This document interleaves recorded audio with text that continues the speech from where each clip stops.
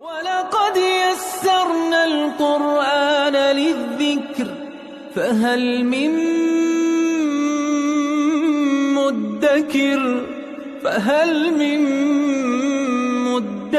بسم اللہ الرحمن الرحیم الحمد للہ رب العالمین وصلی اللہ علی سیدنا و نبینا ابی القاسم المصطفى محمد وعلى آلہ الطیبین الطاہرین المعصومین اما بعد اعوذ باللہ من الشیطان الرجیم بسم اللہ الرحمن الرحیم اولا يعلمون ان اللہ يعلم ما يسرون وما يعلنون صدق اللہ العلی العظیم۔ گزشتہ آیات میں جیسا کہ عرض ہوا، یہودی علماء ان کے ایک ایسے گروہ کا تذکرہ گزرا ہے جو اپنے عوام کو منع کرتے تھے کہ تورات کی باتیں، تورات کے اسرار، اس کا مسلمانوں سے تذکرہ نہ کریں، کیونکہ اگر مسلمانوں کو علم ہو جائے گا تو وہ اللہ کی بارگاہ میں انہی مطالب کو، تمہاری باتوں کو تمہارے خلاف پیش کریں گے، اس کو دلیل بنائیں گے۔ تو ابھی ان آیات میں خصوصاً آیت نمبر 77 میں پروردگار عالم نے یہودیوں کو اور اہل کتاب کو متوجہ کرتے ہوئے فرمایا اولا یعلمون، کیا وہ نہیں جانتے، کیا ان کو علم نہیں ہے، کیا وہ نہیں سمجھتے ان اللہ یعلم، کہ یقیناً اللہ کو علم ہے۔ کس چیز کا علم ہے؟ ما یسرون وما یعلنون، یسرون جو وہ چھپاتے ہیں اپنے اندر، وہ جو اپنے اندر راز رکھے ہوئے ہیں، پروردگار ان کو جانتا ہے۔ وما یعلنون، اور جس کو وہ ظاہر کرتے ہیں، جس کا وہ اعلان کرتے ہیں، اعلام کرتے ہیں، وہ یہ سمجھ رہے ہیں کہ اگر ہم تورات کے مطالب مسلمانوں کو نہیں بتائیں گے تو ان کو پتہ نہیں چلے گا۔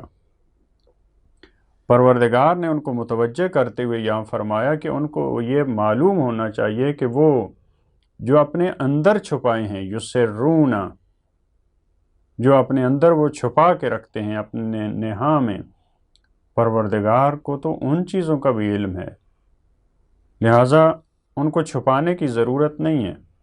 اپنے اندر رکھیں تب بھی خدا کو علم ہے، اگر وہ بات کرتے ہیں، ظاہراً بیان کرتے ہیں، تب بھی پروردگار کو اس کا علم ہے۔ اور جب پروردگار ظاہر و باطن کا جاننے والا ہے تو وہ اپنے رسول کو اور اپنے محبوب کو باخبر کرتا ہے، لہذا اس کو تورات کا علم ہے۔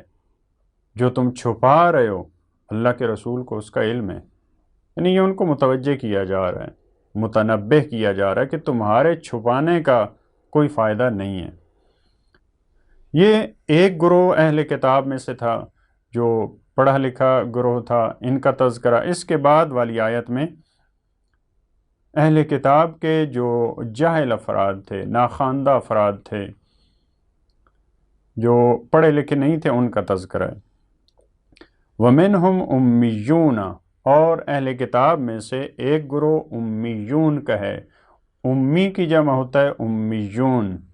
امی در حقیقت ماں سے منسوب ہے، کہتے ہیں ماں کو، امی ماں سے منسوب ہے۔ ماں سے منسوب ہے کیونکہ قدیم زمانے میں ایسے افراد اور ایسے بچے بھی ہوتے تھے جن کو مائیں شدت محبت کی وجہ سے مکتب میں نہیں جانے دیا کرتی تھیں۔ وہ ماں کے ساتھ اٹیچ رہتا تھا، ماں ہی اس کا مکتب تھی، ماں ہی اس کا مدرسہ تھی، جو کچھ اس نے سیکھنا ہوتا تھا، پڑھنا ہوتا تھا، وہ ماں سے ہی پڑھتا تھا۔ جیسے آج کل بھی ہوتا ہے، بہت سارے افراد ممکن ہے اگر تعلیم حاصل کرنے کے لیے ان کو دور جانا پڑے تو وہ نہ جائیں، وہ گھر میں رہنا پسند کریں۔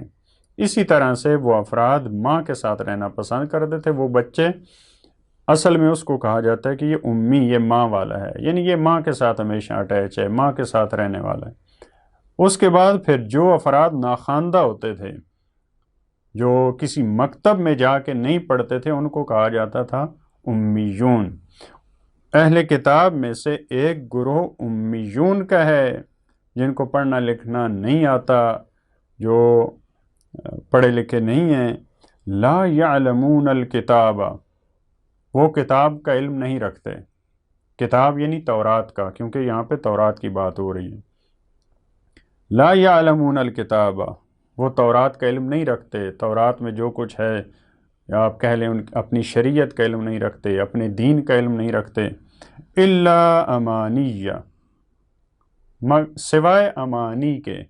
امانی امنیہ کی جمع ہے. امنیہ کہتے ہیں آرزوؤں کو، باطل خیالات کو، خرافات کو، ایسی آرزوئیں جو پوری ہونے والی نہیں ہوتی، اوہام کو، ان کو کہا جاتا ہے امانی. ان کو تورات کا علم نہیں ہے، مگر فقط اپنی امانی، فقط اپنی آرزوئیں، فقط ان کو اپنی آرزو، ہم ایسے ہیں، ہم ایسے ہو جائیں گے، ہم تو بخشے ہوئے ہیں، ہم تو اللہ کے بڑے محبوب ہیں، ہم تو خدا کے پیارے ہیں، ہمیں تو جہنم میں نہیں جانا، اگر گئے تو ہمیں چند دن فقط رہنا ہے. اس قسم کی آرزوؤں کے علاوہ ان کو کچھ نہیں معلوم. وَإِنْهُمْ إِلَّا يَظُنُّونَ، اور یہ تو ان کا خیال خام ہے، یہ تو ان کے وہم و گمان ہیں. وَإِنْهُمْ إِلَّا يَظُنُّونَ، یعنی یہ حقائق نہیں ہیں. جو امانی یہ ہوتی ہیں، جو آرزویں ہیں، جو انسانی خیالات ہیں، جیسے فرض کریں انسان کہتا ہے کہ کاش میری جوانی پلٹ آتی، تو یہ اس کی آرزو ہے، لیکن باطل آرزو ہے، جو کبھی واپس آنے والی چیز نہیں، انسان اس کی آرزو کر رہا ہے. تو یہ فرمایا کہ یہ بغیر سند کے، بغیر دلیل کے، یہ ان کی آرزویں ہیں، لہٰذا یہ ان کے وَإِنْهُمْ إِلَّا يَظُنُّونَ، یہ ان کے خیال خام ہیں جو کبھی پورے نہیں ہو سکتے، یہ ان کے خواب ہیں. فَوَيْلٌ لِلَّذِينَ يَكْتُبُونَ الْكِتَابَ بِأَيْدِيهِمْ، جو پہلے والا گروہ تھا، جو علماء کا تھا، جو تحریف کرتے تھے، جو اپنی منمانی تفسیریں کرتے تھے، اپنے ذہن کے مطابق خود وہ فتوے دیتے تھے، بغیر سند کے، بغیر دلیل کے، اپنی مرضی کی تفسیریں اور تعویلیں کرتے تھے. ان کا تذکرہ ہے فَوَيْلٌ لِلَّذِينَ يَكْتُبُونَ الْكِتَابَ بِأَيْدِيهِمْ، تو بس ویل ہے ان لوگوں کے لیے، ویل ہے، ہلاکت ہے، سخت عذاب ہے. کن کے لیے؟ یکتبون الکتاب، جو کتاب کو لکھتے ہیں. کتاب کو لکھتے ہیں یعنی جو فتوے دیتے ہیں، جو اپنی مرضی کی تفسیریں کرتے ہیں، جو اپنی مرضی کے احکامات جاری کرتے ہیں. بے ایدیہم، اپنے ہاتھوں سے، یعنی اپنی طرف سے، اپنے ہاتھوں سے، وگرنہ ہر فرد اپنے ہاتھ سے لکھتا ہے. یہ بتانے کی کیا ضرورت تھی کہ وہ کتاب کو، احکامات کو لکھتے ہیں اپنے ہاتھوں سے، یعنی بغیر سند کے، بغیر دلیل کے. وہ فتویٰ دیتے ہیں لیکن اس کے پیچھے کوئی دینی یا شرعی اس کی دلیل نہیں ہوتی، اپنی طرف سے. ثم یقولون، پھر کہتے ہیں ھذا من عند اللہ، پھر کہتے ہیں یہ اللہ کی طرف سے ہے. لوگوں کو فریب دینے کے لیے کہتے ہیں کہ یہ اللہ کی طرف سے ہے. لیشتروا بہ، تاکہ وہ معاوضہ لیں اس کے بدلے. یہ جب احکام جاری کرتے ہیں تو ان کی نیت کیا ہے؟ تاکہ اس کے بدلے وہ کچھ لیں، پیسے لیں. لیشتروا بہ ثمنا قلیلا، تاکہ اس کے بدلے وہ کیا لیں؟ ثمن قلیل لیں. البتہ ایسا نہیں ہے کہ ان احکامات کو جعل کرنے اور گھڑنے کے عوض وہ تھوڑی سی رقم لیتے تھے، جس کا پہلے بھی ہم نے تذکرہ کیا. دین کو بیچ کر انسان بہت زیادہ قیمت لے تو وہ بھی ثمن قلیل ہے. یہ اگر لاکھوں درہم و دینار لیں اللہ کے احکام میں تحریف کر کے تو وہ بھی ثمن قلیل ہے. لہذا ایسا نہیں ہے کہ وہ تھوڑے پیسے لیتے تھے. یہ کام کیوں کرتے تھے؟ تاکہ اس کے بدلے ثمن قلیل لیں. اب اس آیت کے اگلے حصے میں دیکھیں فَوَيْلٌ لَهُم مِّمَّا كَتَبَتْ أَيْدِيهِمْ، تو پاس ویل ہے، ہلاکت ہے ان افراد کے لیے، مِّمَّا كَتَبَتْ أَيْدِيهِمْ، اس چیز کی وجہ سے جو ان کے ہاتھوں نے لکھی، اس کے بدلے ان کے لیے ہلاکت ہے. یعنی ان کے ہاتھوں کے لیے ہلاکت ہے، ان کی کتابت اور ان کی لکھائی پہ ہلاکت ہے.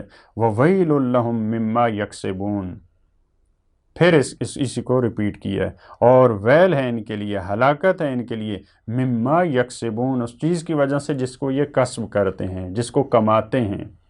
یکسبون کسب سے ہے. یعنی جو یہ کمائی کرتے ہیں۔ دیکھیں ایک ہی آیت میں کتنا سخت یہ میسج ہے، آج ہمارے لیے بھی یہ درس ہے۔ ایک ہی آیت میں 3 مرتبہ ویل کا لفظ ہے، فویل للذین، پھر فویل لہم، پھر وویل لہم مما یکسبون، ان کی لکھائی پہ، ان کی کمائی پہ، اور شروع میں بھی فرمایا کہ یہ جو اپنی طرف سے جو فتوے دیتے ہیں، احکامات جاری کرتے ہیں۔ اس میں ہمارے لیے بھی پیغام ہے کہ جو علماء کا طبقہ ہے، جو پڑھے لکھے افراد کا طبقہ ہے، ان کی ذمہ داری سب سے زیادہ سخت ہے، ان کی بہت بھاری اور سنگین ذمہ داری ہے ان کی۔ اور اسی وجہ سے کہا جاتا ہے کہ اگر ایک عالم فاسد ہوتا ہے تو پوری دنیا کو اور پورے معاشرے کو فاسد کر دیتا ہے۔ لہذا یہودیوں کی جو خرابی کی ایک بہت بڑی وجہ ہے ان کے غلط علماء کا کردار ہے، ان کے جو بکنے والے علماء تھے، جو درباری علماء تھے، ان کا کردار ہے جو انہوں نے اپنی قوم کو اور اپنے افراد کو تباہی کی طرف لے گئے ہیں، ہدایت کی طرف ان کو نہیں آنے دیا۔ لہذا کیونکہ اس سے ہمارے لیے یہ بھی پیغام ہے کہ انسان جو لکھتا ہے وہ بڑے سوچ سمجھ کے لکھے، جو انسان بولتا ہے سوچ سمجھ کے اس کو بولنا چاہیے۔ کہاں پہ انسان بولے، خصوصاً عالم دین کی سمجھ بوجھ رکھنے والا، کہاں پہ اس کو بولنا ہے، کہاں پہ اس کو چپ رہنا ہے، کون سی چیز اس کو لکھنی ہے، کون سی چیز نہیں لکھنی، کب لکھنی ہے، کب نہیں لکھنی۔ لہٰذا ایک عالم دین یہ معاشرے کی اصلاح بھی کر سکتا ہے اور معاشرے کو خراب بھی کر سکتا ہے۔ لیکن اس میں ایک بات کی طرف توجہ رکھنی چاہیے کہ اس سے ہمیں یہ نہیں، اس کا ہمارے لیے یہ درس نہیں ہے یا میسج یہ نہیں ہے کہ ہم یہ سمجھ لیں کہ کیونکہ وہ فتوے دیتے تھے، احکامات جاری کرتے تھے تو پروردگار نے ان کو کہا ویل ہے، تو آج اگر ہمارے دور میں مسلمانوں میں ہمارے مکتب میں اگر فتوے دیتے ہیں تو ان کے لیے بھی ویل ہے، ان کے لیے بھی ہلاکت ہے؟ نہیں، ان کو فرمایا وہ فتوے دیتے تھے، احکامات جاری کرتے تھے، پھر کہتے تھے یہ اللہ کی طرف سے، لیکن بغیر دلیل کے، کیونکہ یہاں فرمایا یکتبون الکتاب بایدیہم، اپنے ہاتھوں سے، اپنی طرف سے، بغیر دلیل کے، بغیر سند کے۔ لہذا اگر کوئی مجتہد بغیر سند کے فتویٰ دیتا ہے، بغیر کسی شرعی حجت کے فتویٰ دیتا ہے، اس پہ کوئی آیت نہیں ہے، کوئی روایت نہیں ہے، کوئی عقلی دلیل نہیں ہے، معصومین کی سیرت نہیں ہے، اس کو بغیر مد نظر اگر کوئی فتویٰ دیتا ہے تو اس کا بھی یہی حال ہے۔ لہذا ہمارے علماء متقی علماء ہیں، پرہیزگار علماء ہیں، یہ جب کوئی حکم جاری کرتے ہیں تو اللہ کی کتاب کی روشنی میں ہے، وہ سنت کی روشنی میں ہے۔ لہذا اس وجہ سے ہم ان کے فتویٰ کو، ان کے حکم کو حکم خدا سمجھتے ہیں۔ لہذا اس میں ہمیں قیاس نہیں کرنا چاہیے کہ ان کا، کیونکہ اہل کتاب کا اور یہود و نصارہ کا ان کا فتویٰ ٹھیک نہیں تھا، ان کی مذمت ہے، تو پھر اسلام میں بھی فتاویٰ کی اس طرح بالکل نہیں ہے۔ وہ فتویٰ، وہ حکم جو قرآن اور سنت کے مطابق ہے اس کو قدر کی نگاہ سے دیکھا جائے گا۔ اللہم صلی علی محمد و آل محمد۔